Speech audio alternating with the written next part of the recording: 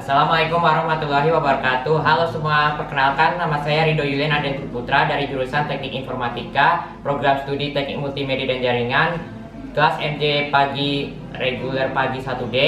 Di sini saya akan menjelaskan hasil rakitan PC dari casing kayu untuk tugas praktikum UTS Sistem Komputer dengan dosen pembimbing Pak Hajrul Khairo STR Kom. Baiklah, di sini saya akan mulai menjelaskan hasil presentasi saya.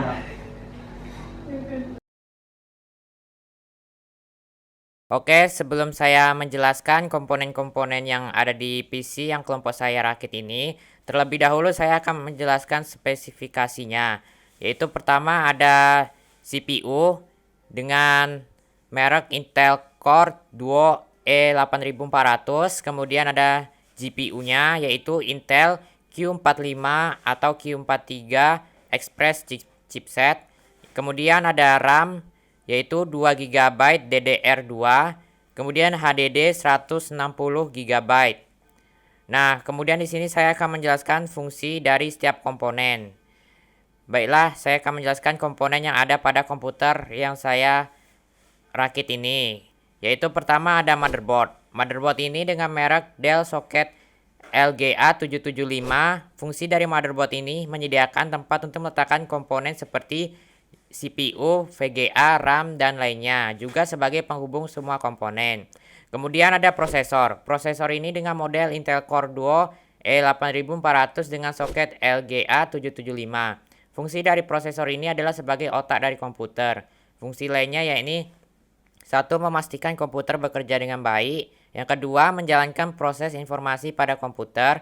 Yang ketiga, memberikan perintah kepada tiap komponen komputer. Yang keempat, menjaga performa komputer. Yang kelima, menunjang kegiatan spesifik komputer. Yang keenam, mengelola perhitungan algoritma. Yang ketujuh, menjaga stabilitas komponen komputer.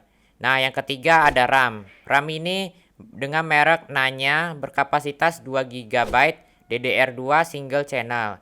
RAM berfungsi sebagai penyimpanan sementara dan hanya bekerja saat komputer digunakan. Kemudian yang keempat yaitu hard disk. Hard disk ini berkapasitas 160 GB dengan merek Hitachi Dextar. Hard disk ini berfungsi sebagai media penyimpanan permanen dalam komputer seperti sistem operasi, aplikasi, dan data-data pengguna. Kemudian yang kelima yaitu ada power supply units atau PSU. PSU ini bermerek Dell dengan maksimal output sebesar 255 watt. Nah, kemudian fungsi dari PSU ini yaitu menyuplai arus ke komponen lainnya. Nah, yang keenam yaitu heatsink fan. Berfungsi sebagai pendingin prosesor saat beroperasi. Nah, di sini saya akan menjelaskan komponen-komponen juga yang ada pada motherboard. Port dan komponen yang ada pada motherboard yaitu yang pertama ada port SATA. Berfungsi untuk menghubungkan ke hard disk atau DVD-ROM. Yang kedua, port PCIe dan PCI. Berfungsi sebagai slot tambahan untuk memasang perangkat eksternal seperti VGA, WiFi eksternal, dan sound card. Yang ketiga, notch bridge. Berfungsi sebagai penghubung prosesor ke sistem memori dan grafik controller dan bertugas mengendalikan komunikasi antara CPU, RAM, PCIe, dan short bridge. Yang keempat, short bridge, yaitu berfungsi sebagai pengontrol I/O seperti mouse, keyboard, serial PS2, dan USB.